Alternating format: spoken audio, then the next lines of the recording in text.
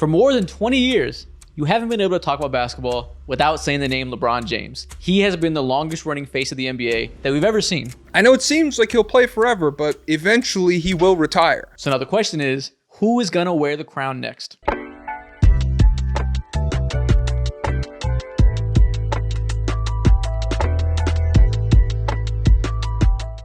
I need you to hold on to something because I'm going to tell you something that may be a little hard for you to hear from me and take in as an NBA fan, as a human, as an American. And I want you to don't cry, just listen. At some point, you're not going to be able to watch LeBron James anymore. Your sunshine will retire. History says otherwise, you know? That's, I mean, fair enough. This fuckery won't go on much longer, I guess. But, like, it kind of seems like you just keep going. That's fair. At some point, the fuckery will end and LeBron James will retire. And, you know, we've been saying this for the past 6 or 7 years at this rate, and there's been much discourse about what happens when LeBron's gone. Obviously, over the past 6 months, there's been all this ratings talk about the health of the league. Mm-hmm. What state is he going to leave in when he's gone? Has the media done a good job propping up the next generation? Yada, yada, yada. Yada, yada, yada. There's a lot of noise there, a lot of yada to talk about. Mm-hmm. But I think today I want to focus on the specific part of this discourse that's taken over the past couple of weeks because LeBron James has spoken on it. Who do you think is going to be the next face of the NBA post-LeBron? And really, let's just talk in general about the idea of the face of the NBA and like what that means. Yeah, I don't know. It's weird. I've gone through like a whole cycle in the time I've enjoyed sports where like if you asked me on this like 6 years ago, I'd be like, the face of the league is such a pointless title. It means nothing. And it's just such a stupid argument. Yeah. It's like fake woke bullshit. And so now it's a social construct. Yeah. I'm all the way back around where I'm like, hey, you know, if everybody believes that it's a thing, then who am I to say that it's not a fucking thing? Obviously, there are players when you look throughout the course of NBA history that not only like defined a generation, but in the moment, it was like, yeah, that's the guy in the NBA. And for so long, LeBron has been that. So it feels like we're really trending towards almost like a power vacuum of sorts. I don't know how to describe it. That's precisely how I would describe it, power vacuum. You know, in the whole discourse about why NBA interest is down in ratings, which we're not going to get into, the big part for me that people were ignoring was that we were just kind of in a transition era between eras of stars, and the stars define the narratives around the game. It defines the interest.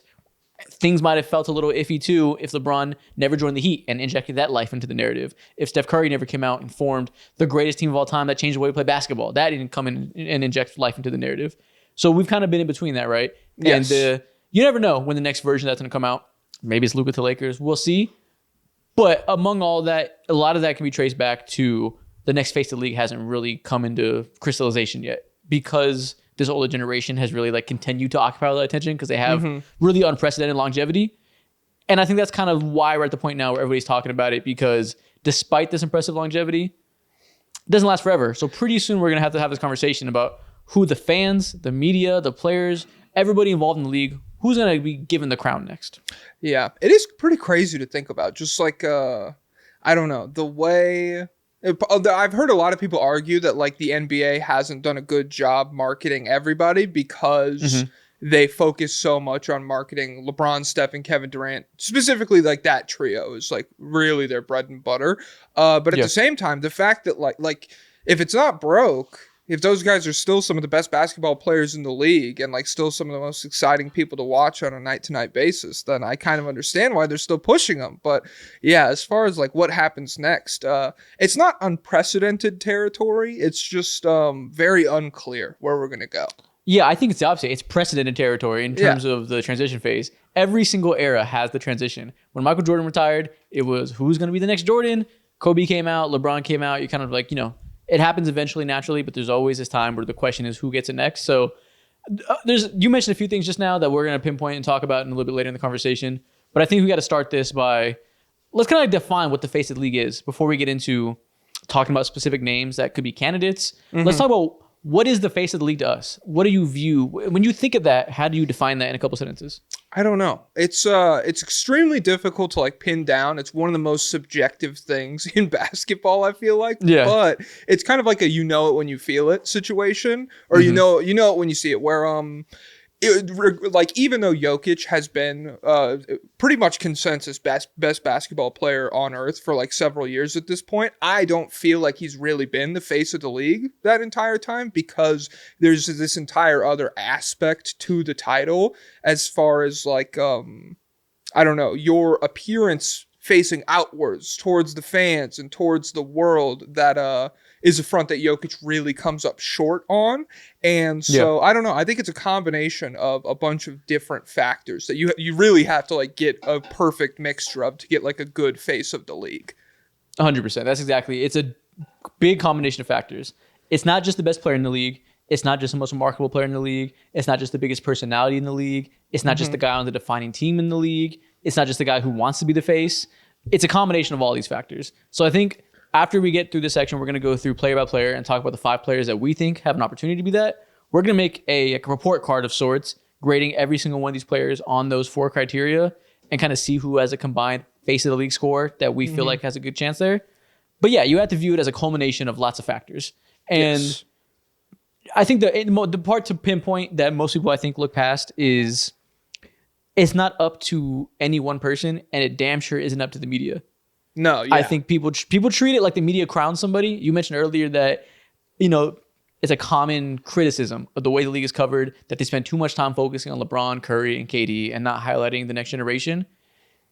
Media highlights who deserves to be highlighted, and that's decided by who the fans want to see. ESPN decides who they post post free on their market socials. economics. People read into Honestly, it. It's good. Yes, in terms of the attention economy, yes. Yeah. House of Highlights, Sports Center, everybody decides whose highlights they post based on who gets the goddamn views. Who decides who gets the views? Who the fans want to watch. When Zion came to the league, he was getting the views. They pushed him because people wanted to see it. John Morant had his time to shine, Anthony Edwards, and so on. Now it's Wemby, whoever may be next. This is fully decided by who the fans want to see and who earns that right to get the eyes, right? Yeah. And the media amplifies that, the player amplifies that, and so on. But I think it's important to acknowledge that end of the day, the fans decide who's going to be the face. Yeah. I don't know. I don't even know if it's like entirely the fans. It feels like just this collective thing. Yeah, where like nobody ever really makes one statement or one decision or one event even is like something that triggers it. You just kind of look around one day and you're like, oh yeah, like that's the definitive player right now. Like that's somebody where if you like ask your mom about them or something, they'll be like, oh no, I saw his bag of chips at the store or something. I saw his commercial and I like know his name and everything. And it just doesn't feel like, obviously LeBron and Steph really jump out of the crowd. Kevin Durant too, to maybe a lesser extent, but it doesn't feel like this next crop of players have. Yeah, it feels like there's the group that we're going to talk about, and then everybody else, I just don't know. Yeah. Okay, well, let's do that. We kind of laid the groundwork a little bit about how we view it in terms of the like macro sense. We're going to talk specifically about the actual circumstances that decide it in practicality by going player by player. We have 5 names to talk about. Player 1, I want to mention up top.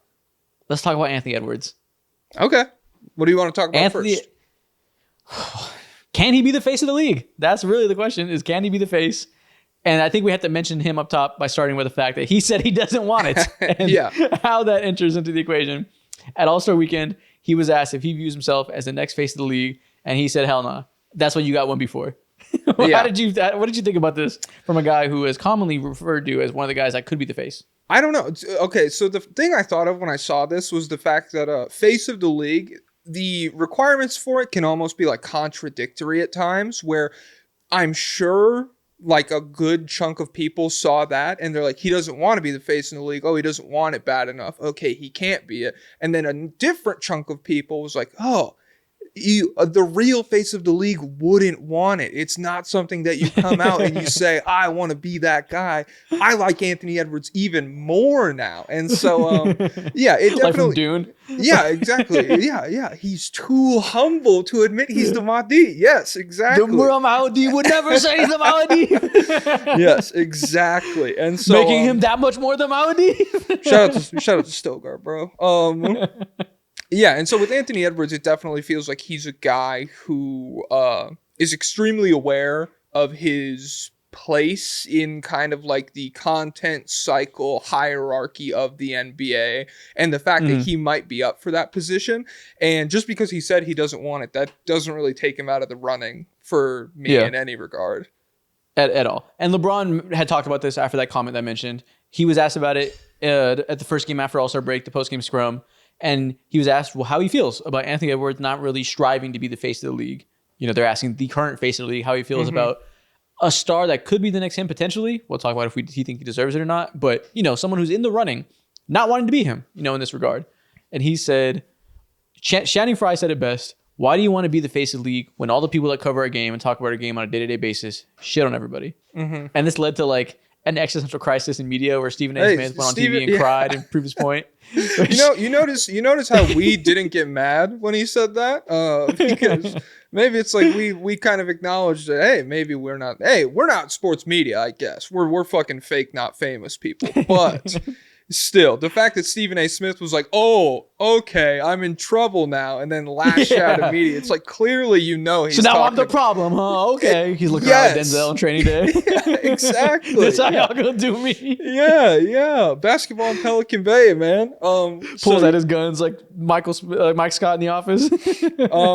So yeah. Like LeBron's quote, it makes sense, and it's coming from probably the most like well-educated point of view on this topic, like the man who has been the face of the league from the time he graduated high school to the time he's 40 years old. And so yeah, like I don't know, it makes sense to me that it's not all, I don't know, sunshine when you're the face of the league. Yeah, definitely not. Heavy is the head that wears the crown. That's a part of it.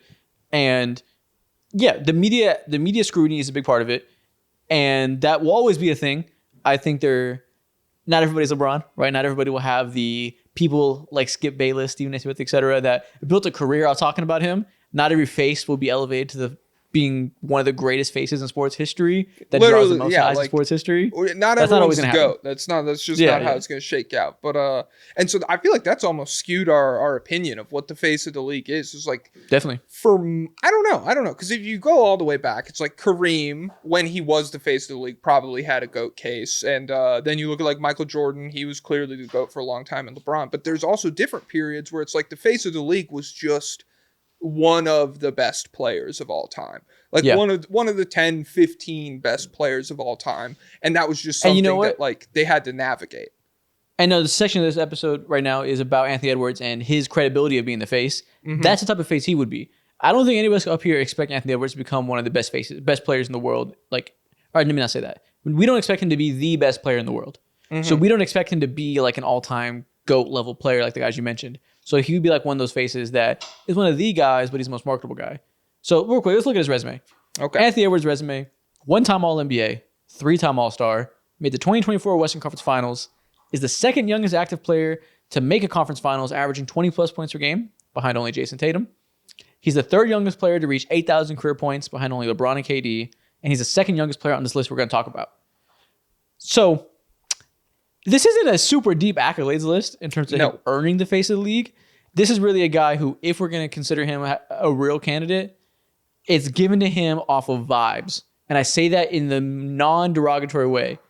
He has the best vibes you could imagine for a young basketball fan. Well, it's an important part of being the face of the league. Like you can't have no personality and be that guy that like everybody identifies the NBA with. And so, I don't know. Yeah, of all the people that we're going to talk about today, his accolades and NBA accomplishments arguably the weakest. There's literally like a guy who's played one season, and so maybe that guy's got it a little bit worse. But from like the personality perspective, from the magnetism of it all, the way he kind of oozes through the camera in interviews and advertisements and all of this other stuff, I would say Anthony Edwards is one of the stronger candidates in those regards. Yeah, and I have this pulled up now. We're going to fill out this face card for every single player on this list and give them a score, and at the end, see who has the highest. Right now, I have a list that has marketability, on-court success, personality, and desire. Marketability, where are we going with Anthony Edwards? Because, one, most exciting player in the league when he's going crazy, right? The athleticism, the resemblance to past stars, in terms of his fucking face looking like Michael Jordan, and also him playing as a scoring shooting guard who we've seen two former faces of the league play like. there is a clear marketability like built in to the way he plays on the court, right? Yes. He's also a loose fucking cannon off the court every time he opens his mouth. So he's a low-key walking PR disaster. How does that enter the marketability conversation for him? I don't know. I feel like, how many people have you talked to that they're like, his cursing is really a big problem to me? No, exactly. Yeah. It makes like ESPN cluster pearls and shit, but like you're marketing to the face of the league to young fans and to the next generation. They don't give a damn about that. They don't give a damn about the controversy. They don't care that all this big mama drama that's constantly happening. They don't give a crap. Doesn't matter to They don't give a heck, you guys. And so, I would say like marketability of it all. So 1 to 10, is that how we're doing all this? You want to go 1 to 10 on all of them? With decimals. We can do specific. Marketability, I'm cool giving him like 9.5. Like yeah, I was gonna say 9. Yeah, like if you think about it, of the people on this list, maybe there's one, as we talk through the arguments, that like has a better case for it. But in terms of like just what we've seen, like we're starting to see him get hyped for like exciting mid games where he could have a game where he goes like 8 for 24, but if like he has some sick ass highlights and they end up winning and he makes like he slaps the ground a couple times, people are willing to overlook that. And that, I'm not saying that in like a completely bad way, because I also think that that's part of it, where it's like, hey, there are some players who, when they have an off night, it's an off night. And there are some players who, when they have an off night, they found a way to win. They willed their team into victory or whatever. And I feel like we're starting to get a lot of the second part with Anthony Edwards when he has off nights. It's not that he's bad all the time or anything. So I'll say 9 for marketability, just because I think there is the whole PR nightmare problem that like that's fair. Yeah, he would be a 10 if he was like Jayson Tatum buttoned up, perfect image. He'd be a 10 out of 10. So I think 9 is fair by counting a little bit for that, because it matters to some extent. You do have to make Nike want to give you money. You do have to make Gatorade want to give you money. You do have to make every company. That Shaq interview from forever ago where they're like, Shaq, we're live, and he looks right into the camera and goes, I don't give a fuck. And it's like, that's not quite where Ant is right now, but it's not super far off either. Yeah.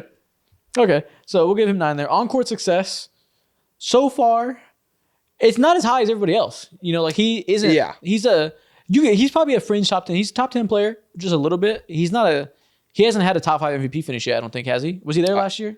I mean, he might have been top like 5, 6 last year. He might have been 5th. He wasn't a finalist. And it was like, I don't know. When you get out of the 7th. Top 3, I really don't care. Yeah. So he hasn't been an MVP level season yet. He made the conference finals, which is something at a young age. That definitely is impressive. And now he's going to be all NBA level for a couple of years in a row. 7 out of 10 on-court success. Yeah, it could definitely be worse. And he's so like, he hasn't had as much time as a couple of these other teams. He hasn't gotten as many like cracks at the postseason or whatever. But yeah, like when we're really holding him to this standard, and when we start to look at the rest of the field, one conference finals appearance with a pretty sick run. I would say it's one of the like biggest individual player boosting postseason runs we've seen in a while. Like everyone came out of that postseason being like, hey, it was Gobert's fault that Luka brutalized them, and Anthony Edwards was super cool the whole time. And so I 7, I'm cool with. There's some guys with some very high ceilings here as far as like playoff runs go. Okay. Personality. What do you want to give it? Probably like low key close to 10 out of 10, right? Like in terms of the personality you need for a face of the league, you need to have the like, at these days, post Kobe, you gotta have the mama mentality shit, right? You have to be like a fierce competitor. You have to scream, have to want it, have to be somebody that your motivation will never be an issue for people. Your market. It's so funny because there's a different guy on this list who gets in trouble for all that stuff. Yeah, we'll talk about him. And so it's like a negative for him. But when Ant screams, it's like, oh my god, that's big. So you have to be locked in like that, and you also have to be cool. You can't be whack like the guy we're talking about in people's eyes. He's cool. He's funny. Feels young and youthful, and he's fiery. So close to perfect personality wise, I think. What do you think? Yeah. I'll give the personality. Yeah, personality. You want to go 10? You want to do it? Sure, let's give him a 10. Well, his whole argument is intangible, so let's really reward that on his ranking. Yeah, that's fair. And I do believe 9.9. Like every time nobody's got a perfect personality. Yeah, if we have the decimals Because I don't know. Yeah, I want to leave some wiggle room for maybe one or two guys down the road. But like every time he gets on the mic, like it's extremely rare that you start seeing people who are like, I didn't like what he said. Like it wasn't relatable. He keeps it real, as the kids say. Like he's always saying true shit. I've disliked a few things he said. Well, I mean, maybe in like interviews, maybe in like canon interviews. There's maybe if you go on social media, there are some things that were not so. Maybe that's not that marketable. Actually, what did we give him for marketability? Send a video. Okay, what do you want to do for Desire? He said, I don't want it. What do we do there? Well, that's bad. That's objectively a bad score. If he doesn't like, so when you say Desire, this means desire to be the face, not desire to like win or like something. Yeah, yeah, desire to be the face of the league. Okay, 0 then. He's canonically given it. He said no. So it like, what do you want? Yeah. Okay, so final face card for Anthony Edwards. 9 out of 10 marketability, 7 out of 10 on-court success, 9.9 personality, 0.0 desire. If he doesn't want it, what am I supposed to not believe him? Because he's playing 4D chess. He wants us to think he doesn't want it. All right. Then we can move on to the next person. His total score is 25.9 is Anthony Edwards' final score. I have a feeling the 0.0 out of desire will fuck him. He will not finish highly on this list. Well, he shouldn't have said that. He shouldn't have said that then. True. That's tough. That's tough. All right, next name. This one is interesting to me. Luka Doncic. Oh my goodness. There's a lot of stuff here. There's a lot of the important much to unpack here. Yes. Exactly. This is a good one to follow up on. We set the ground level candidate with Anthony Edwards, who checks a lot of the boxes, right? Mm-hmm. Luka Doncic checks the shit out of some boxes and absolutely fails some other boxes that are very important to talking about like the macro view of what makes a face of the league and what's acceptable from a face of the league. Before we get to those, resume. Goddamn, this is a long graphic. Yeah, get a deep breath, everybody. Jeez. 5 times All-NBA, 5 times All-Star, 2024 scoring champ, 2024 Western Conference Finals MVP. Gotta take a breath. One of 3 players with 5 straight All-NBA first teams before turning 26. Only Kevin Durant and Tim Duncan. He had his rookie year and he's rookie of the year. Immediately after that, rattled off 5 straight first-team All-NBAs. That's incredibly rare. Only player in NBA history to average at least 25, 8, and 8 for their career. 3rd all-time in career points per game, and 2nd all-time in playoff points per game. So clear, just all-time level scorer. 7th all-time in career triple-doubles at this age. So all-time versatile level player at this age. And only one of 3 players in NBA history to record a triple-double against every team in the NBA. Mm-hmm. Wow.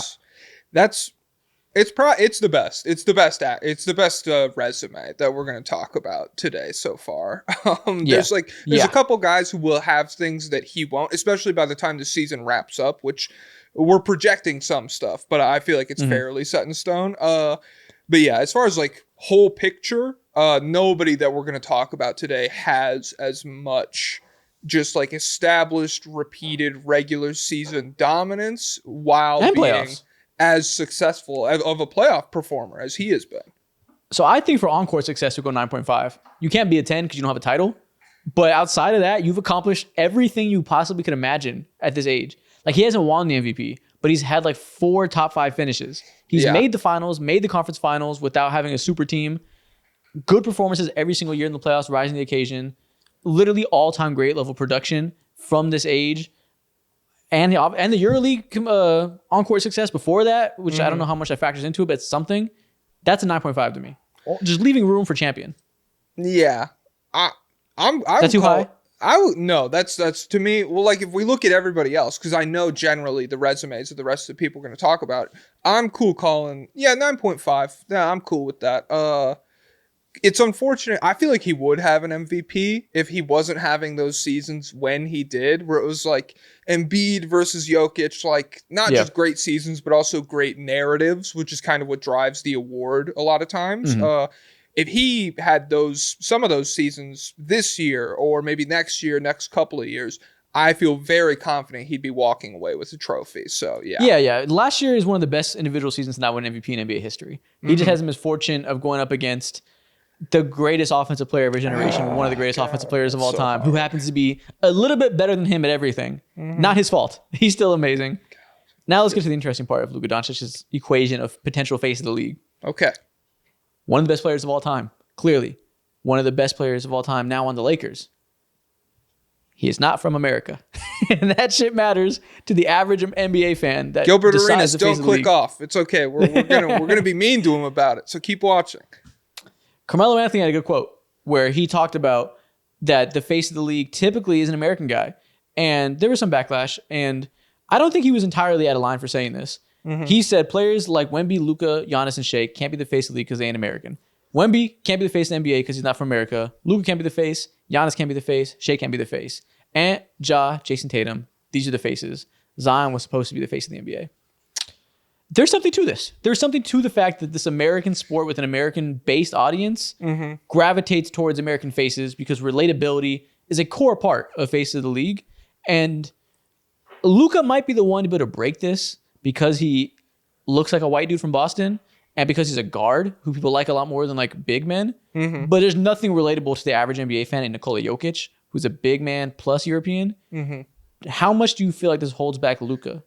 To me, I feel like this is more just like unprecedented territory than it is like a law of nature that is just going to hold forever. I think as we trend towards, I mean, this year is the like first, second, third year where most of the best players in the world, if you talk about Jokic, Luka, Shai, Giannis, all of those are foreign players. And so when, I don't know, like the longer we go on this run of like, hey, the top 4 of the top 5 of the top 6 are all foreign-born players, I do feel like we will see somebody rise out of that group that will be a face of the league. So I really don't dock this that much. I just feel like it's something just because we haven't seen it doesn't mean it's impossible to happen. Yeah. That's very fair. It's especially like you said, the league, even outside the top 5 players, the league is more international audience-wise than it ever has been. Like a big part of the conversation with the whole ratings thing that people don't realize is you're gauging American TV ratings when you look at these numbers, and it's strictly domestic. If you look at worldwide views on social media, on YouTube, on everything, and how the game is consumed, the NBA is doing completely fine because the international audience is growing more and more every day. So I think there is still something today around this. I don't think it's nothing. Like I'll probably dock him a little bit in terms of like practicality, but that's changing fast. I think. I think pretty soon it's becoming less and less of a thing. I'll also say that like I don't think we'll ever get to a point where the international audience is really swaying what you or I see as the face of the league. Because I'm sure in Greece, Giannis is he's the face, no question. Oh, sure. In Turkey, Alperen Sengun is the face. Yeah. But like those people, calm down. Oh my god, those Euros. Yeah, but like, I'm not like. Foreign markets are never really going to dictate what us ignorant Americans who exist in our very insulated bubble ever like. Yeah. Our opinions are fucking. We're lined in lead. We're not getting touched by any of those people. And so, I maybe you dock it a little bit. Maybe I'm too much the other way because I've been a Jokic fan for so long. Where I'm like, hey, fully embrace the European experience. I'm fine. A small dock. It's fine. And honestly, the Laker aspect is real. Like, if somebody's going to break the mold, it's going to be the guy who's playing with LeBron James and has an ability to like have the storybook ending to LeBron's career where he like takes the handles from him while winning for the most popular franchise in the league. Like, and having an exciting play style and being fiery. Like, if there's ever somebody that can break that mold, it's him. Yeah. Okay, so we saw this. What do you want to go with the marketability score for Luka Doncic? I'll go. Even with the doc, I'll still go like 9. Like I really don't feel like his game is so exciting, and there's just really like maybe we do some personality stuff with him, but like I don't know. Like I'm super high on his marketability. Okay, so we can go 9. We can go 9 out of 10. He's the guy that can break the mold. There's a reason Nikola Jokic isn't on this list because he is so unmarketable. Because he doesn't want to be. Reasons. Because he doesn't feel like it. Okay, so yeah, his desire score is 0. Calm down. What do you want to do with Luka's personality score? His personality is interesting because that's like personality is like intrinsically linked to marketability in some ways. I said that word completely wrong. Intrinsically, no, it's okay. we'll ignore that. Guys, It's comment very, down very, below. very Isaac linked. can't talk. He's dumb. It's extremely linked to marketability There we go. at its core. But it's not the same. No.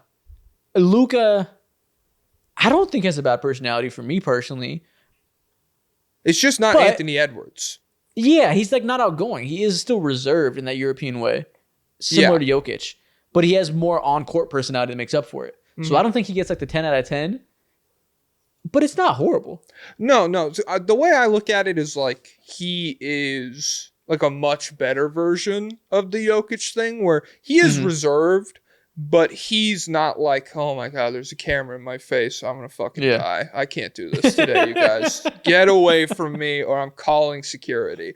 That's never been Luka. He's just like, he's just quiet. Like Anthony Edwards, he gets on the mic. He has a ton of stuff to say. He's very vocal. He has a lot of opinions and, you know, he's very confident and all. He's a confident guy. And you could tell. With Luka, not that he's not confident. It's just like, he's more reserved. He is funny. He has good quotes.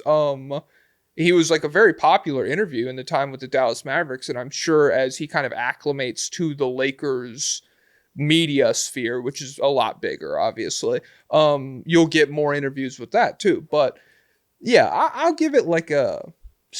You want to go 7.5 or 8? What are you feeling on the personality? Well, let's go 8. I'm fine with 8. Okay, that's cool to me. Now, last but not least, for Luka's face card. Desire. This can't be that high, I think, because I think this is the part where, not that he doesn't want, he wants to win clearly, and he's very fiery in terms of like his individual play. I don't get the sense that he wants the spotlight. You know, he hardly ever does shows. The one podcast I remember him doing is JJ Redick's, and he immediately was like, you know, I don't do podcasts. I'm doing yours because I like you. So like, it was he's foreshadowing. Not jumping. Facts. He's not jumping in front of the camera every chance he can get. He's not talking about, I want to be the face. He's not talking about, I want to be the greatest. Like, he lets his play do the talking. And doesn't seem to me like somebody who, like, really, really wants the spotlight. But this is all reading in on personalities we don't know. So this is, like, the hardest part. To me, so the way I look at it, first of all, if he came out and said, I don't want to be the face of the league, I would give him a 0. And if Anthony Edwards hadn't said that, his score would be higher. That's not on me. You shouldn't have said that. But with Luka, I get that he doesn't want...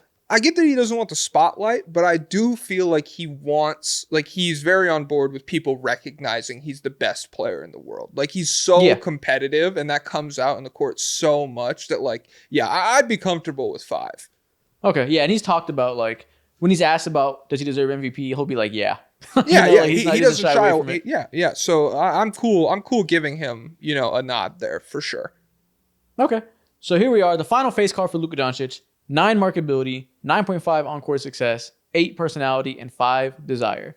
Bringing us to a score of 18.5 plus 23.5 plus 31.5. Oh, okay. I trust you. I can't do math, so. I hope I did that right. I think I did. That's better than Anthony Edwards. Currently leader in the clubhouse for Project 94, face of the league. We have Luka Doncic here. Yeah, and I really do feel like the Lakers should almost give him like a boost in his score where it's like that just instantly makes like Anthony Davis would have been in like a running for face of the league when he was still on the Lakers just because there's so many fans that are so immediately on board with their best player. Austin Reeves would probably get a couple votes for face of the league. Like it's just the nature of the business. So I'm cool with him leading us right now. Okay. Now, we talked about Anthony Edwards and Luka Doncic. Let's take a quick break before we get to the next face of the league to play a little game. Okay. I think these are the 2 most exciting players on this list at their peak, right? They are truly magnificent to watch. I'm going to name you 2 NBA players. You let me know who is more exciting to watch. Okay. And let's get a quick lay of the land. Anthony Edwards or Shai Gilgeous-Alexander? Anthony Edwards at his peak. It's just more electric. But I like Shai more, if that helps. I'm sorry, Canada and everything, but like it's Anthony, exciting to watch. Yeah. Shai is way better. Shai's way fucking better. I've never seen him dunk on somebody's face. That's what I'm saying. And so go ask John Collins who's more exciting, you know? I like watching Shai more. But I am like not the when I average watch fan. Shai, I know I'm in my nerd shit where I'm like, oh yo, that step through was so crazy. And it's like that's not what like the average person cares Yeah. about. See, we're fucking dorks, so we appreciate the driving angles and we appreciate the the His activity in the footwork, passing lanes. his deceleration. You guys don't get it. Oh my god. I think the average fan would prefer to watch Anthony Edwards at his peak. Me, I'm going Shai every time. Give me the nerd shit. Okay, that's fair. Nikola Jokic or Luka Doncic? I'm really testing your biases here. Hey, listen, if you want to say I like Shai, but the average person likes Ant more, I will still go Luka here just because there's something about like a Luka 30-foot step back that's like, whoa, oh my god. Whereas with Jokic, the most exciting Jokic shit was almost like his rookie year where no one knew he could pass. And so Yeah. you got like 3 passes a game. There's just like, I've never seen someone that size do that. And it's not like more rare now because he still does crazy shit every single night. But it's a similar thing where it's like, it's exciting because a 7-foot guy has never had that touch on mid-range floaters. It doesn't get people like leaping out of their seats. Nothing gets me going more than a perfectly well executed skip pass from the high post from Nikola Jokic. But I understand, and that's just me. Honestly, this was really a setup for you to pick my team's white boy over your team's white boy. So I'm glad to see that you're on the side of the good guys. I don't care. Oh, hot take. Hot take. Europeans aren't white. No, just kidding. Just kidding, everybody. With fucking Baltic whites, it's a hilarious stance to take. Well, yeah, it's because, like, I don't know, if you ask, like, a Serbian about a Slovenian, they're like, that guy? You think we look the same? And it's like, kind of, yeah. Well, to me, I'm looking at these two faces. I'm looking at your face. I'm just seeing the same. Yeah. Hey, shout out to the Balkans, man. Shout out to Germany. Shout out to Czechoslovakia. Shout out to all of them, man. Hell yeah. Shout out to Balkan. I know those aren't. There's gonna be a comment. Those aren't Balkans, but like it's all the same shit. We're dumb Americans. We don't know. We don't know Stop- shit about shit. Stop talking to me, Victor Wembanyama or Jayson Tatum? Victor. Oh my god, you seriously asking me this right now? Victor Wembanyama, dude. Holy Dude, respect shit. the anomaly. Hey, respect. I mean, we got to get like a 1-word nickname for Wemby, but like Jesus. Have you seen Christ. Jayson Tatum's rebounding? Jayson Tatum passing out of hedges? Jayson Tatum passing out of doubles? Jayson Tatum 50 points game 7. I remember it. I saw it. It was cool. It was cool when he heats up, when the jumper's going. It's sick. Victor Wembanyama is like maybe the most exciting player I've ever seen. Whereas it's just like, oh my God, he could do everything at a level that makes no sense. You catch Wemby on a good night, it feels like your interpretation of what the game of basketball even means is changing forever. Yeah, it feels like he was made in a lab. And so shout out to Tatum. Think he's more exciting than most, but this is a blowout for me. Okay. We can now move on. Speaking of the anomaly, he is the next name on our list. Ooh. We have to talk about the anomalies, ability to be the face of the league. Because one of the reasons this topic is on any of our minds right now, he was recently talking about the fact that he feels like he deserves more credit. When you look at his resume at the age of 26 compared to everybody else's, he said if you remove his name and just looked at it blind and called him player A, that a lot of people would pick him. Sounds to me like he wants to be the goddamn face of the league. Sounds to me like his desire face card is going to be pretty high. Yeah.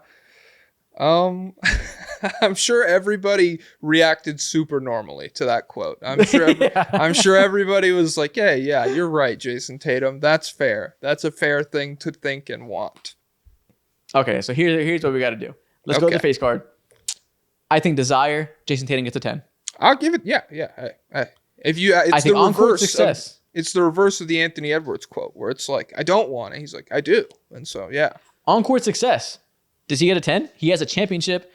Since he stepped into the league, he has progressively won more and more while almost never losing, checked every box, and moved up the natural progression to the point where he's a champion at the age of 26. Is that a 10 despite the lack of like... This is such accolade watching. Because like, at what point has he been like a top 3 player? That's where like I come to an impasse here. And to be fair, we didn't ask that about Anthony Edwards, but I also didn't give his on-court success a very good thing. Fuck. Okay, so for Luka Doncic, we went 9 because he hasn't won a title, but he's done everything you want as an individual. This one is like he's done everything you want as a team. And in the same way Luka has gotten to the finals and almost done everything you can, Jayson Tatum has almost done everything you can as an individual. He really just doesn't have an MVP. He has first team All NBAs. He has All Stars. He has conference finals MVPs. Well, actually, no, he didn't. That's wrote on there, but I think Jaylen Brown got that. But okay, yeah, he has everything besides winning an MVP essentially. So maybe he gets 9 out of 10 as well for on-court success. Yeah, it's difficult because there's just like you get these flashes from Tatum. You get these flashes where for a month he's like 44% from three, and it's like this guy is the tier of player that like, you know, Luka's best regular seasons or Jokic or Shai this year or whatever.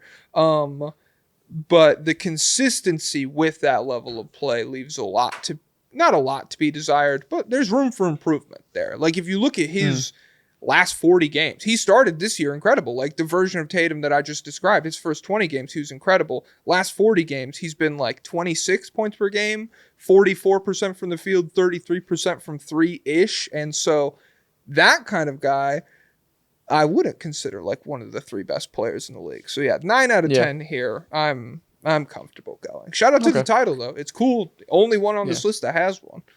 Correct. And you look at the resume, 2024 NBA champ, 4-time All-NBA, 6-time All-Star.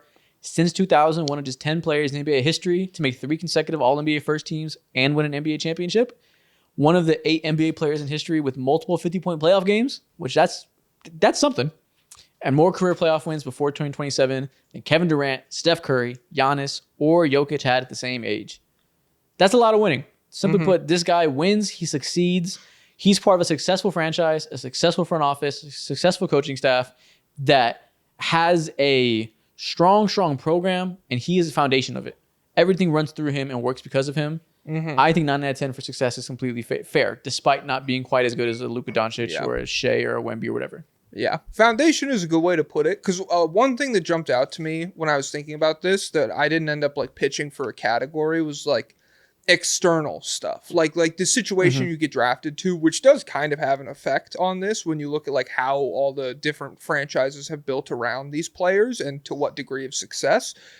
Tatum has developed into the kind of guy. He came into the league with serious flaws. He has developed into the kind of guy that can be a foundational piece for the Celtics to make smart moves around and build a contender with. You can't say that for everybody. Yeah. Okay. Now, the other part. Marketability and personality. Obviously. Why'd you say it like that? People do not like Jayson Tatum. I don't understand. I didn't say that. I do understand it. I think it's mostly fucking silly. I like Jayson Tatum. A lot of people don't. What is your interpretation of why that's the case? Crap. I just realized we didn't talk about the polls at all. I have them here on my phone. So Tatum, I guess this is like a better overarching point. I believe Tatum is the only player. I ran a poll for everybody on Twitter asking just, do you like this person? I believe Tatum's the only person who even got like a 50-50 split.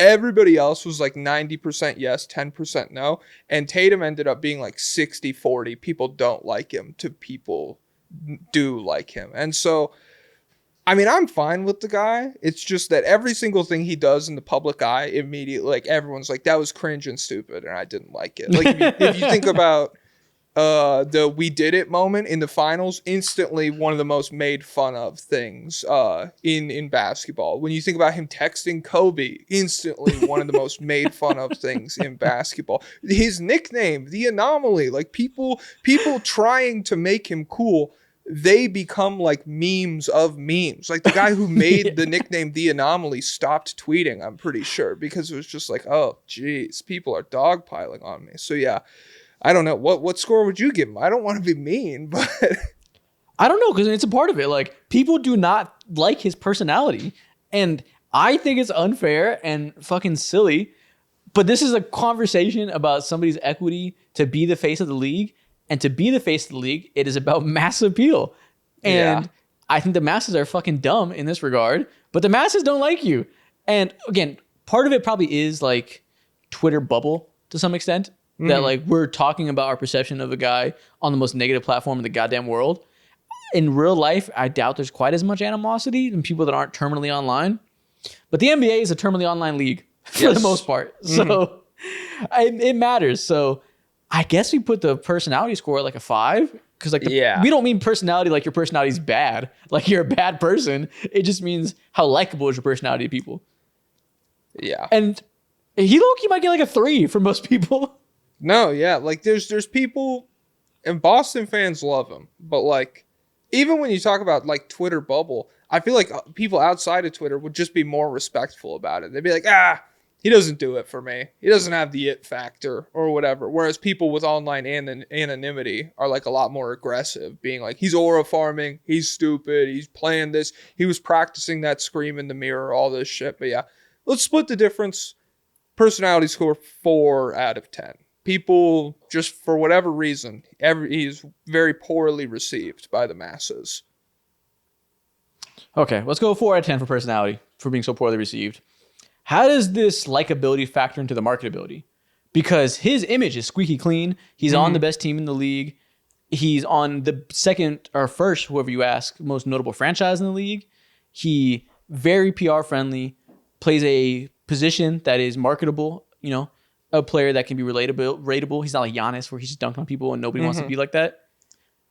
Does the personality stuff like kill his marketability score for you, or is that still pretty high?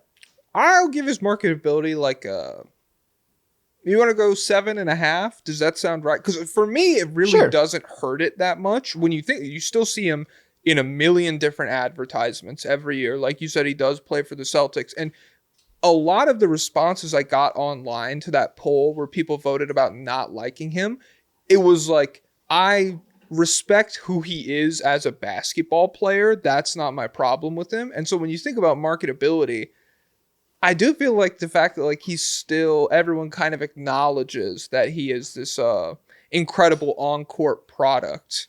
That raises the score for me a little bit. The personality thing doesn't kill it because, yeah, I don't know. I still see him all over the place. Like clearly the NBA is very happy about marketing him. And so I don't know why I would throw a fit about it. Yeah, that feels fair. He's still very marketable.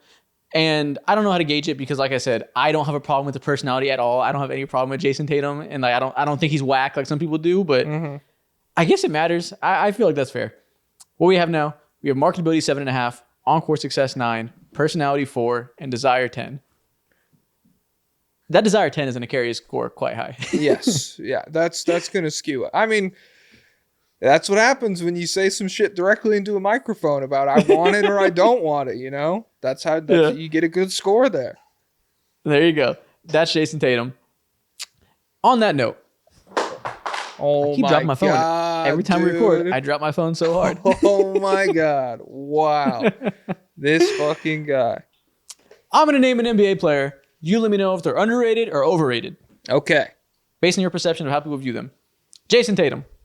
Underrated. I'll say underrated. I think he is doing a lot more heavy lifting this year than people want to admit or even like think is happening because the Celtics last year were so talented. They're worse this year. He's playing some of the best basketball of his career and everybody's acting like the whole situation is exactly the same, which I don't agree with. So underrated. Yeah. People dislike him for almost entirely his personality and not what he actually does on the court. He's a clear-cut top 5 player in the NBA. Not very few people that are more impactful on a game-by-game basis. Clearly underrated. Yes. And with that being said, all the Kobe stuff is corny, so I understand. But underrated. Yeah. Texting him it's crazy to text. It's crazy. It's not even crazy. It's not crazy to text it. It's crazy to like screenshot it and be like, tweet it out. Yeah, this will do. It's like, yo. It's fine to do the private thing. You guys had a special relationship, but I'm not going to comment on that. But like, yeah, do you? Yeah, tweeting it is crazy, dude. Yeah. Anthony Edwards. I'll say underrated. Is it possible? Not really. I don't know how he could be underrated. I don't know. I feel like, okay, so I'll say overrated, but I feel like he is potentially playing great basketball, but the team situation is really limiting the shit that he's actually able to do. Because when you talk about his leap as a shooter, that should make him one of the best players in the world. Like if he's 40% on 10 threes a game, he should be one of the 5 best players on the planet. But there are some people in the paint when he tries to go slash now that don't necessarily get out of his way. And so I guess overrated. I'll give Anthony Edwards overrated. That's fine. This is a trick. He's probably rated. I don't think he's either. I just want to see what you would say. Well, I think I towed the line well. I think I didn't pick a side, and that's good. Tyrese Halliburton. Underrated. I'm an underrated Halliburton guy. Go look up his split since the new year. He's literally playing at an All-NBA level again. He's back, baby. He started the season so fucking bad. I understood. Everybody turned on him, and nobody's paying attention anymore. But he's quietly back to the level he was at before. Now, he's not at the level he was for that 1 month where it looked like he was a goddamn superstar now. Mm-hmm. That was fake. But he's back to a good 21 points per game, an elite playmaker. He's once again a top 10 point guard. He's just not going to be the top 5 point guard we thought for a second. I'm just happy the 3-point shooting is back. Like that. Yeah. I'm like, just if that's fake, if you get 1 month of like 50% from 3, you can't be Jalen Green, Tyrese Halliburton. Don't do that, man. Okay. Next one. Jaylen Brown. Overrated. And I'm not going to be mean about it. I just think the fact that he was an all-star, I don't think he was playing at an all-star level this year. So overrated. How dare you? How dare you not respect a finals MVP? He's fake. He's How rage dare baiting. He's rage baiting everybody. He's literally posturing for the cameras. We talked off screen. He said Jaylen Brown was overrated too, but now he's playing it up. Wow. No, Jaylen Brown's weird. He's probably, I don't think he deserves finals. If him next to finals MVP doesn't feel right. No. I think I would have voted Jayson Tatum. Yes. So I think he's gotten the clout from that, and he's not having a strong year. So for now, we can say overrated. But on his best day, he's extremely valuable. One of the best second options in the league. We're just not necessarily seeing the best version of him right now. Yeah. That's fair. I'm not like the biggest Jaylen Brown guy in the world, but... Yeah. You know what it is? He's not consistent. When he's at his peak, he's amazing. Mm-hmm. But because Jayson Tatum gets all the flack, he has no expectation of being consistent and he just gets away with it. Yeah, Tatum's a lightning rod for hate, where it's like, if they lose and Tatum has 30, but he's like stupid and cringe, and Jaylen Brown has 20 and he goes like 4 of 10 from the field, it's like, Tatum, what are you doing, dude? Come on. If you were cooler, they would have won the game. So, yeah, I respect, hey, the playoff run was real. The Eastern Conference Finals was real. The Finals was real. It was incredible hoops. I just think we got to a point where maybe the idea of him was a little bit better than what it's been this season. Yeah. Okay. Fair enough. Back to the candidates here on this list. We have 2 left to go through. This one's interesting. Mm-hmm. Shai Gilgeous-Alexander. Yeah. How do you feel about his candidacy to be a potential face of the league? I feel like maybe it's underrated a little bit. Maybe it'll build to a point where it's undeniable from a team success standpoint, where we're going back-to-back seasons where the Thunder are going to be like winning 60 games-ish. I know they won 57 or whatever last year, and it looks like they'll have a real shot at the championship this year. And so if we come out this summer and it's like Shai Gilgeous-Alexander, a 65-win team, MVP, Finals MVP, NBA champion, Shai Gilgeous-Alexander, and he's still fucking aura maxing and doing everything else. Like he's the reverse of Tatum, where it's like, everything I do is consistent, and everyone loses their minds. And so, I feel like, the case might sneak up on a lot of people. Okay, the resume of Shai. This is an interesting one because there's no longevity to the resume, but I'll just say it. 2-time All-NBA, 3-time All-Star, actively leading the league in points per game, will most likely become the first player among this group to win an MVP, if all things stand as they are today. It seems like a win MVP for this year. He's currently shooting 57.9% from 2 this year. 2001 Shaq shot 57.5. One of the most efficient seasons we've ever seen. He would become the 3rd guard in NBA history to average 35.5 with 1 block per game. And the numbers of him on off on the court are ridiculous. They are plus 17.1 with him on the court per game. The 2016 Warriors were plus 17.5. So he is carrying the Thunder to rarefied territory. And this year will make for the 3rd straight year he's top 5 in MVP votes. That's the core part here. For the on-court success, he's only been great at this level for 3 years. But my God, have these 3 years been insane. It's going to be 3 straight years of first-team All-NBA after a slower start to the career than some of these other guys. And if it culminates this year in a championship, which right now it's culminated in them being the best team in the league. Yeah. So we don't know how that'll go by the time this is watched a year from now. I don't know. How do you gauge that on-court success-wise?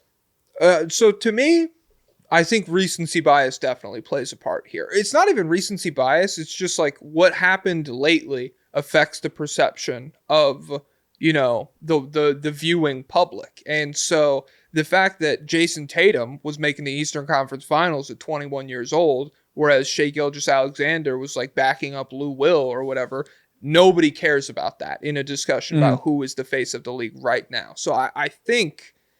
Yeah. If we're just chilling around this summer with nothing to talk about, and we just got this incredibly historic season from Shai to cap off a 3-year run where he's looked like one of the 3 best players on the planet ish the entire time. Yeah. I feel like we'll have some serious discussions about like face of the league or best in the world or whatever. Now, you mentioned him or maxing. That is one thing. The personality on Shai is obviously a 10 out of 10, right? Mm-hmm. What did we give him? Sure. We gave a 9.9 for him? Yeah, we gave him a 9. Okay. Shai is like, in terms of perception, I imagine if you did a poll on who the coolest players in the league are, Shai probably wins, right? Yeah. I think he's great to watch. Some people disagree now because they're pushing the foul merchant bullshit, which to me is just territory of being the best player, one of the best players in the league. You get to hate until you win. I don't think that's real. I think that'll go away as soon as they win a championship. But on-court success-wise, dude, we have people on TV on random games in the regular season being like, yo, I think this is the next Michael Jordan. And like part of that is like rage bait to some extent. But it's hard to understate the level of which he's playing himself into historically. Yeah. Like it doesn't jump off the screen to some people because we're in an era of insane combinations of scoring and passing from some people. Jokic, Luka, then before that, James Harden, LeBron James. There's been several of the greatest offensive players of all time playing in the league in our lifetimes that are also simultaneously the best scorers and the best passers in the league.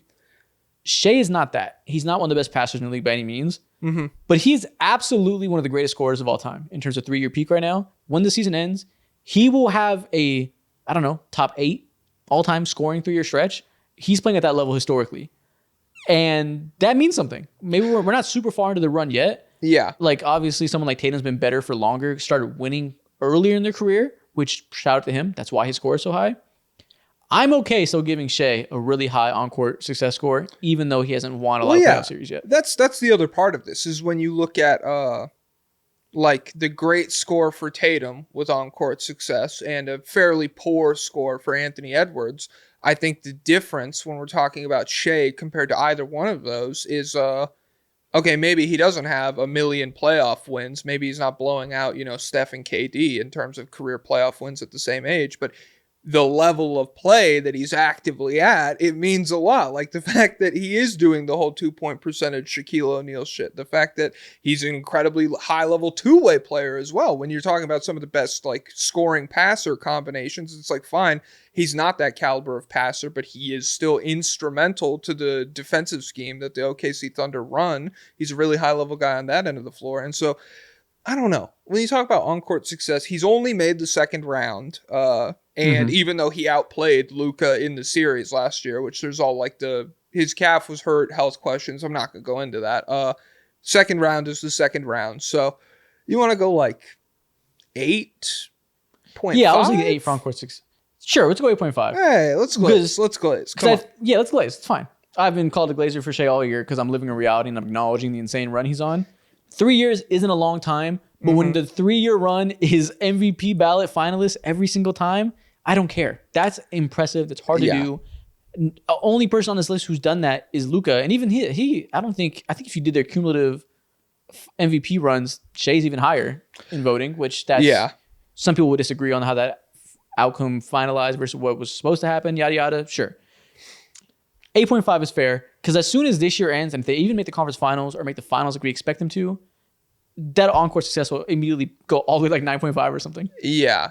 And I don't know. It's interesting because we've done the whole cycle already with Giannis and with Jokic, where it's like you have these 3-4 year stretches where they're incredibly dominant in the regular season. And even if they look good in the postseason, if they don't win, it doesn't matter. You got to finish the job, blah, blah, blah. But then the second they win, the second the championship buzzer sounds, it's like, oh, this is a top 15 player of all time. Oh, clearly this is like, and so I don't know. The fact that like that is what it takes for some people to see what's going on. It's fine, I guess. Everyone has their own criteria. But for me, like I'm aware of how good, like the level that he's playing at. And so I'm cool going 8.5. On-court success, 8.5. Personality, 10. Desire, I don't know. I don't have a read on how much he wants to be the face of the NBA. Seems like standard. I don't know. Yeah, it's tough. I'm cool going 5. If we don't have like a concrete statement from him, I assume he wants to be recognized as the best in the world. I assume he's not in love with the criticism and the cameras that come along with it. But as we've said, heavy is the head. So you cool with 5? I mean, yeah, I don't care. Yeah, 7.5. I don't know. Whatever the standard is. Oh, you want 7? Okay. Well, it's yeah, so I'm thinking back to, we gave Luka 5. Is there because something Luka's that's like, Luka's got dinged on the marketability aspect of it because he doesn't like want to be in front of cameras and stuff. Mm-hmm. So that's the kind of part of it that got Luka. Shai does like he likes a good interview. He likes Shai's clip farming. Guys, that's what it is. Shai gets in front of the camera, he like pulls out his iPhone, his notes app's full of quotes that he wrote down. He's like, yeah. So I think we go like 8 or whatever. Okay. Marketability. What is Shai's marketability as the face? We mentioned the stuff with Luka that he's international. Mm-hmm. Shai is Canadian. I don't know if most average fans know that because he's not like, he doesn't sound Canadian. I guess, to a trained ear, he does a little bit, but there's a very thin line to the average person who's Canadian and who's not. Like, it feels very alike to Americans. So I don't know how Canadians fall in that whole equation. I'm gonna say just like it doesn't really matter that much. For me, I feel like it's marketability. Fuck. You want to go 10? I mean, what do you think?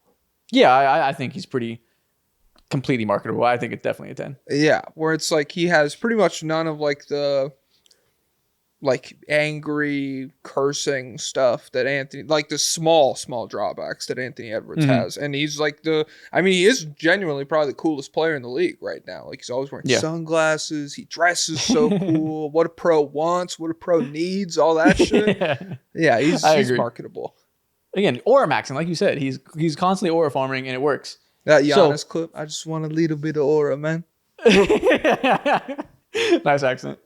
So the Shai face card is finalized. 10 marketability, 8.5 on-court success, 10 personality, 8 desire, for a total score of 36.5. Highest yet.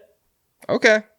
Well, guys, I'm sure that'll be the highest by the end of the episode. Leader in the clubhouse. Sure. And that would be real interesting. But now we got to talk about the elephant in the room. We got to talk about the guy in the middle of the thumbnail. Oh, my God. Victor Wembanyama, our final candidate for face of the NBA. Oh, my God. Man. Where do I start? My newest sunshine, 2024 Rookie of the Year, 2024 Blocks Champ, 2024 All-Defensive First Team, first rookie to ever make All-Defense First Team. He's the youngest ever NBA Block Champ, second rookie to lead in blocks besides Manute Bol. Wrong one. Manute. First player to ever average 3 points made and 3 blocks per game in a season, which is very important in terms of why he's so special. We'll get to that later. And before he got injured, he was clearly going to win DPOY and would have been by far the youngest DPOY winner in NBA history at 21 years old. This is potentially the most unique player in NBA history. He might go down as that when it's all said and done. Too early to say, but clearly already one of the most unique talents the league has ever seen. Walked into the league, immediate expectation was be the best player in the league one day. Nothing short of that is expected, and he's on trajectory. Yeah. He is an unworldly talent injection into the league that had the highest expectations probably since LeBron, and thus far is living up to them. Man. Where do we begin? This is literally about to be the GOAT, you guys. Like, let's just glaze. Let's just call it what it is. I'm about to glaze him for the entire... He's literally about to be the... When the blood clot news dropped, I was getting a sandwich, and out loud in the middle of the deli, I said, "Oh, shit." And everyone's like, drop what? Your knees. I was like, yo, that's so sad. But hopefully he makes a full recovery. If not, it will be the most destructive moment in the history of watching sports. He'll be fine. He'll be fine. Oh, my God. Thanks for saying that, because I needed to hear it. Yeah, I mean, where do you want to start? Like, I feel like he is incredibly strong in all of the possible categories. He hasn't played for very long, so the opportunities to rack up accolades haven't been great, but everything else I feel great about. So the defining part of him, I think, in his face of the league candidacy, this motherfucker wants it. He wants it bad. Every time he steps in front of a camera, all he can talk about is he's just like, I'm not like these other dudes. I'm built different. I move different. I think different. I eat different. I walk different. He can't stop talking about the fact that I don't do anything besides sleep and play basketball. All I want to do is win. I'm not here for foolishness. All-Star game, I'm going to try to dunk every time. Like, he's making it a point to market himself as simply wanting it bad enough. Clear Mamba mentality or whatever. Like, that is him to a fault. Some people are saying he's a tryhard because he talks about it so much. So, desire, goddamn 12 out of 10. We will put 10 out of 10 there easily. Yeah. It's easily. Every quote he has is just like the theme that strings them together is just all of the problems that you hear the media bitch and moan about. I want to be the guy that fixes them. I'm the answer. I want to play 82 games. I want to try hard every night. I want to make the All-Star game fun. I want to make highlights. I want to do everything. I want to be the best in the world. And I want everybody to like me. I want like the cameras and all of it. And so, 10 out of 10 here, no question. I would say if Allen Iverson didn't already take that, the answer would be such a good nickname for him. Oh my! All the problems the league has. Yeah, I'm the answer. Yeah, and like even with the Tatum thing, it's like I feel like Tatum said that because his career has gotten to a point where he's like, "Damn, why aren't I getting this?" Like that kind of thing. Whereas with Wemby, he's like calling his shot. He's like, "No, I know what I'm capable of. I know the work that I put in. I know the ceiling I have if everything goes right. I know where like I could be the best player in the world and I want it." And so that's different to me than saying it after you've won the championship and had a couple all-NBA teams. Yeah. Okay. 10 out of 10 desire. Personality, that's part of it. I think that fieriness gives him the personality, but part of that is also like, do you feel like that's enough to carry him to a 10 out of 10 personality factor on here? I love his personality. I feel like he's like cool, funny, enjoyable, all the other things too. Yes, okay. So to me, very different from Anthony Edwards. And maybe less funny. And so like maybe we dock him a little bit. Like Ant is like he's just a hilarious guy. Sure, it's not a comedy show though. So like, but like all of the other stuff, it's not that he doesn't want to be in front of cameras or anything. He just has like all these quotes where he's like, "Yeah, I go to bed early. I read books and shit. Like, I hate Las Vegas. It's fucking dystopia." And like every time he gets a quote off, I'm like, "Yo, he's kind of cooking there." Just I'll give him a high personality score for sure. And in terms of personality for what makes a face, 10 out of 10. Mm-hmm. Okay, you want to go 10? You want to go 10 for personality? I think so. What do you think? Let's is that Glaze? 10. Is that Glaze? No. We're going again. It's not what personality I think is the coolest or I think has aura. Like that's not the list. It's for your case's face of the league. He has a personality you'd want if you're trying to market somebody to be the face of your sport. And he also, like the fact that he has been in the spotlight for so long, the fact that he's 13 years old and they're like, "Yo, you could really be one of the best players in the world," and that's like kind of defined his life since then. I feel like that adds to his personality where like he's very ready for all of it. Mm-hmm. Okay. Now, what do you want to go for marketability? This one's interesting because everything we said, the drive is there. The uniqueness as a player, I think makes him crazy marketable from that regard and like the excitement around the way he plays. Yes. He is from France. He doesn't have the American boost that we recognize is some factor, at least today. Maybe it's growing to being less and less of a factor. It's something. And he's a big man. That genuinely makes you less marketable. We don't often see bigs be face of the league post 1980 because in the age of mass media and the age of relatability being the selling factor in media, it's just a tougher sell, right? You can't see yourself in Victor Wembanyama at all, really. Is all of this made up for the fact that he's so unique and all the other things you mentioned? Does that give him a boost, or is the big man thing going to hold him back a little bit? It gives him a boost. To me, what I think is that everything you said is fine and true. When you talk about Victor Wembanyama, you get the tagline, "You have never seen a player like him." Nobody does what he can do.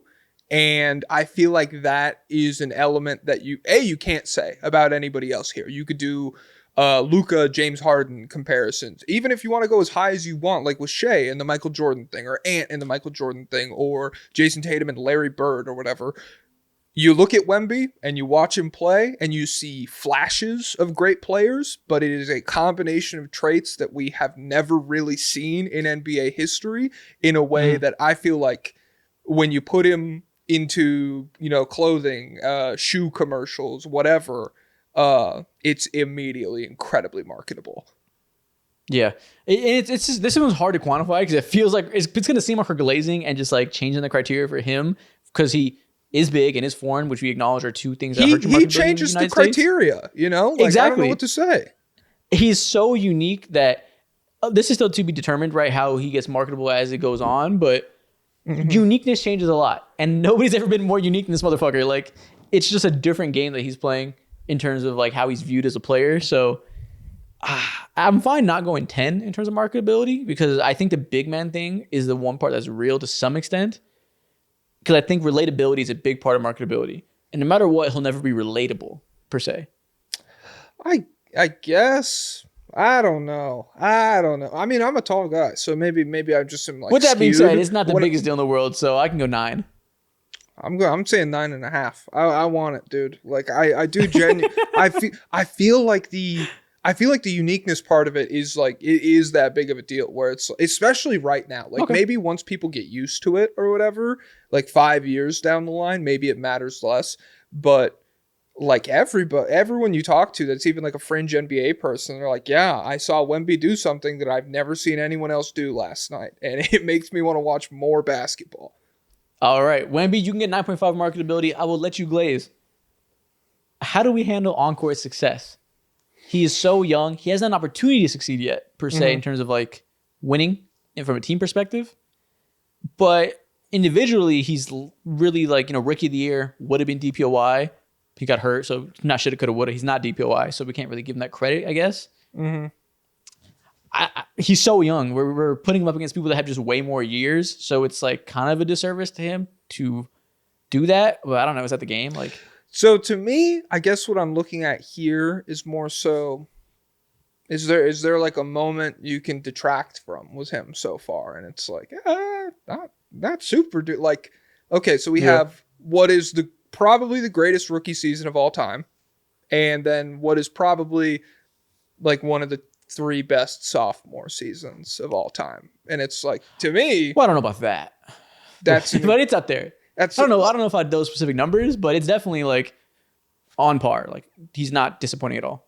Oh, I mean, to me, I'm cool. I'm cool going.